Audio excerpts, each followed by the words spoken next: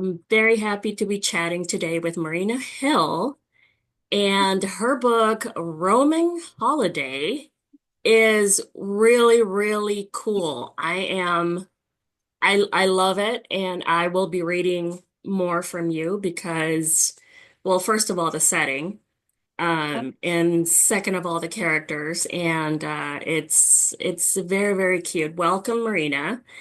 Thank you. Why don't you tell me a little bit about how you became a published author? Oh my gosh.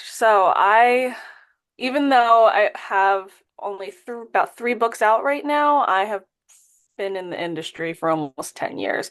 I would say that it started, when my first published piece was when I was about 16 years old, and that was just a poem. So there's been a whole lot that's gone through that, and I've queried multiple books to different agents, which I'm glad did not make that round because I was such a young writer and I still had so much to learn. I still have a lot to learn, but it I started to see the turn that indie publishing had been starting to be treated in the realm, and I finally was just like, I don't need to wait for the industry to recognize my talent, and I can do it myself, and I can make them notice me. So that is essentially how it has started, and I started to find my footing a little bit in the beginning with my first book, Little Writer, and then I fell into romance, and I've kind of gone from there. And so I'm still technically at the rather beginning of that journey. So yeah. Um, Tell me about the world building because it's very much based in the real world. As it Hmm. is very like Italian inspired setting, Yeah. which I absolutely loved. But there's a language and there's slightly different culture and things like that. How did you come up with those concepts for the world building? So I've always kind of had Maldana, the country, in the back of my mind for a little while because I have a lot of interests. So I like to call myself an indecisive writer in a way because I just am interested in every different type of things. And what I often do is I'll have those experiences through books and through the books that I write. And with Maldana, I got to kind of experience or play with a culture and kind of create my own and blended it into the real world. And I know that with the way anthropology works and with migration and culture and the way it shifts in regions over time, everything is still kind of like hand holding in a way. So it has regional cultures versus local cultures and country specific. And then countries, they can change titles based on who's the ruler and so on and so forth. But not to get into that, I actually had gone to Greece not long before I started drafting the book.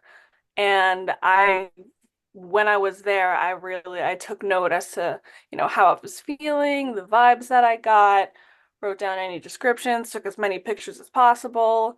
And I also would have set um, description writing sessions where I would solely spend that writing session describing a scenario. And while, oh, did we freeze a little bit? Okay, good. Sorry, we got a little frozen on my side. No worries. So, but what I would do is I would take pictures, I would take the pictures that I had from my vacation there, and I would describe the picture. And then I would somehow find a way to incorporate that description into the narrative. So that I tried to integrate myself as much as possible in real world scenarios and try to translate that into Maldana. So, Yeah, like I said, I absolutely loved it. It does have this very Mediterranean, yeah. Italian kind of feel, especially with, the words that you come up with and the language Yes. that. Um, do you find you said that, you would dedicate, some blocks of time to just writing about Mhm. things. Do you find that you're a very organized writer, like throughout your writing, or are you more of, what Mhm. they call a pantser? So the weird thing is that I'm actually very much both. I have to start with an outline, because if I don't, I will end up in 500 million different ways. So even though I have a very thorough outline from beginning to end, I know everything that's going to happen, I will not write in order at all. I'll write a scene here, a scene there, and it very much becomes a scattered puzzle piece that I put together. um, and that's why I have an outline because I can't, I'll go everywhere, here, there, and everywhere. So I try to focus a bit more on what I have previously determined. And then sometimes, obviously, some things will pop up and I'll be like, I have to add this or add that. So it becomes kind of a natural flow, but I still have to have that structural outline to kind of keep me in check. Right. So the outline kind of gives you the freedom to Hmm. go various paces within. Yeah. Yeah, it kind of contains me where I can do that kind of pantsing where I can jump here, there, and everywhere so I don't get too far out, or else a contemporary book will somehow find a dragon. So it really keeps me in the loop. Okay. Okay. That's very cool. Is there a favorite time and or place for you to do your writing? Um, I honestly anywhere that I can. I am such I try to write here, there, and everywhere. I will write on my phone a lot. I will write in my notebook. If I'm specifically stuck on a scene, I will pull out my notebook and I'll start handwriting the scene. I have a lot of random chapters of Roaming Holiday handwritten in my notebook that I can then translate into, type up into the document. So I am very much a kind of a chaotic writer. I'm starting to discover this as I'm talking to you. But yeah, I'm here, there, and everywhere, definitely. Well, it seems to work for you because I Hmm. absolutely loved, Nina and Wesley and their story. I thought it was Hmm. really cool. Yeah. How do you deal with, like writer's block? I mean, I know you know where the story is going, but still, those moments where you kind of just like don't nail the scene the way you want to. Yeah. So I am actually writing Maya's book right now, and I am in writer's block with it. I have it's very hard, and I do think that it has to do with, the fact that I jump everywhere, and I'm like I can't find one spot that's like more comfortable than the other. So that's when I kind of turn to external factors and I try to look at, the reasons that I do this. And then I'll scroll on Pinterest. I'll listen to music. Music is one of my biggest motivators for everything. I have playlists with hundreds of songs for the work that I write. Um, it's mostly looking at the support that I've had and the excitement from people, and that's honestly a really big motivator because it's like who I write for in a way, or it's who I publish for. I always write for myself, but I publish for the world to, for the things that I've always wanted to see. But I try to look at the bigger picture. Yeah. Yeah. Um, Speaking of support, um, do you find that most of the people that you go to for that are from sort of civilian life, or are they, other writers that you have met up and, made contact with? So the thing with being a writer is that it can be very lonely in the community because it's a very solitary thing. So having those connections and going out and I've had a couple of like writing dates with friends over the years.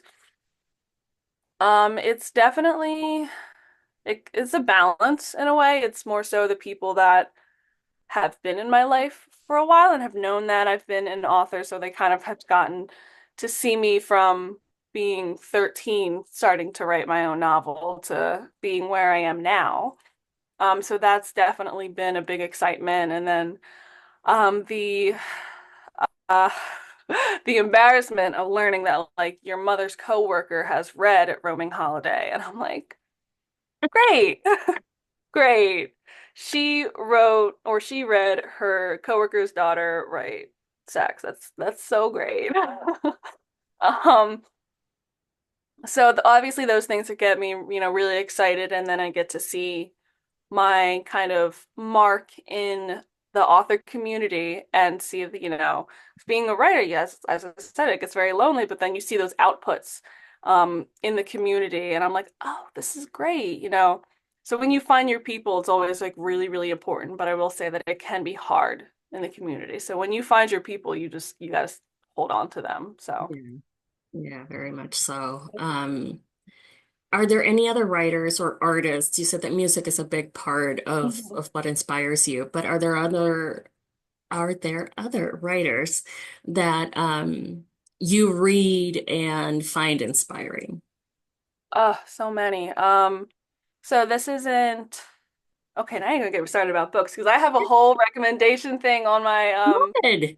my website, and so it's great because I love looking at other authors and seeing how they work with right now. But um, okay, where do I start? Okay, so there's Tracy Dion, who Yeah, I think is absolutely amazing. I do write fantasy as well. I have not stepped back into it yet. I do plan to, but Legendborn, it just has very immaculate craft. Like I would always say that if a teacher is going to have a fantasy or a fiction writing class that they need source material for, Legendborn is the perfect template for that because I think the world building is so immaculately done. One another author that's kind of gotten me back into it is Alexa Martin. So I would reading her books has definitely inspired me a little bit more. What else have I read? I'm also here, there, and everywhere with like the books that I read because I have different genres. So I do read a lot of dark romance, which I think you can see a little bit in Roaming Holiday, right. but specifically, I've read Simone West. She's great, Simone with a Y. What else have I read recently? Um, it's blank. Oh, K. Alex Walker. I like her books as well. So there are a lot of other authors that, I try to get their craft from, specifically from romance authors who have been doing it for a while. There's Tiffany Patterson. I like reading Tiffany Patterson a lot. So yeah, I try to read, more season, more news, see what trends are happening. So I like to pay a lot of attention to the prose and um the plot work and what they decide to use because there's also a lot of common trends with formulaic plots and storylines and so on. So I see what's there. Yeah. Yeah. Definitely. Do you ever incorporate details or situations from real life into your books? Um, yes, all the time. I try honestly for a lot of aspects, on both a personal and external factor,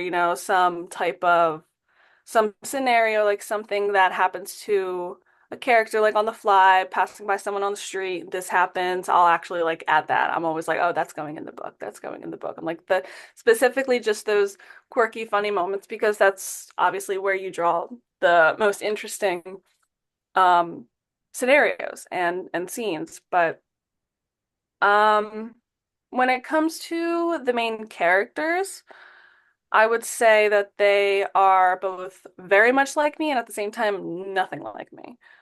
So I take one part of myself that I find interesting. In another life, I would have been a linguist like Nina, but Nina, being a linguist, was at first her whole personality. So I kind of lean into that interest, and I also put everything that I am and everything that I'm not. She has my fear of flying, but hers is a lot worse. Her work ethic is a lot stronger than mine. So she has She's the eldest daughter. I am not the eldest daughter. So, but there are some struggles that she goes through that I feel like I can relate to. So it's about building onto those characters and also the overarching story that you want to tell. So, Cool. Other than just pure enjoyment, what do you hope readers take away from your books? hmm. So I have I'm sorry, a select few things that I always want people to take away, and that's emotion, comfort, and fun.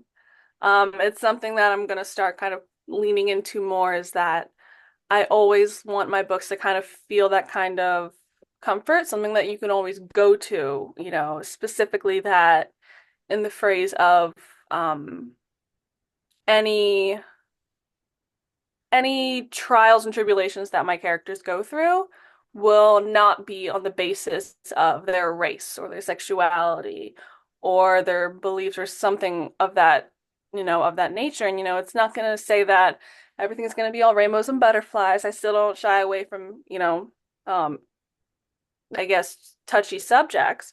But in terms of, marginalized hatred in that regard, there's enough of it. And I want it to be safe in that aspect. But I still want there to be emotion and I still want there to be fun. I love adding any type of little like one-liners in comedy where I can. So What advice would you give to a new or aspiring author? to know of, I think I would reiterate what I said earlier is to find your people. Um, and I would say to take your time. There's such a rush to do everything, be the best, and do the most. But some people have different paces and creative wells. They need to be maintained because that is the backbone of everything. It goes hand in hand with marketing and connections and networking and putting yourself out there. And essentially, you're turning yourself into a business. But you can't do that if you don't take care of yourself, if you don't hone your craft, if you don't pay attention to the core reason of why you're doing this. Um, so I think having your own set goals is knowing what you want to achieve and surrounding yourself with not just the people who you think can help you get there, but who are there for you. So I would say it's just knowing your community, being true to who you are, and wanting to talk to other people for who they are, and essentially keeping your own. Because a lot of people will try to climb up, they'll try to network up and be friends with who you think that they can get you to the next level, but that's not gonna work out so well. It can result in lonely and very fake friendships. So just being true to yourself and being true to the people around you is definitely, I think, one of the most important things that can help anyone survive in this industry. Yeah, I think that's good advice for, I mean, just about anybody. Yeah. Yeah. Make the friendships you want to make, not for what you can get out of them, you know? Exactly. Yeah. Exactly. So Okay. it's on a personal level, on a personal level, you want to be connected with someone. You want to have, you feel like you can be each other's cheerleaders and stuff. Like that's always a really big motivation. It's not just gonna help you in your career, it can just help you with your craft because your real friends are gonna call you out and be like, you can do better than this. You can do better than this. So yeah. Yeah.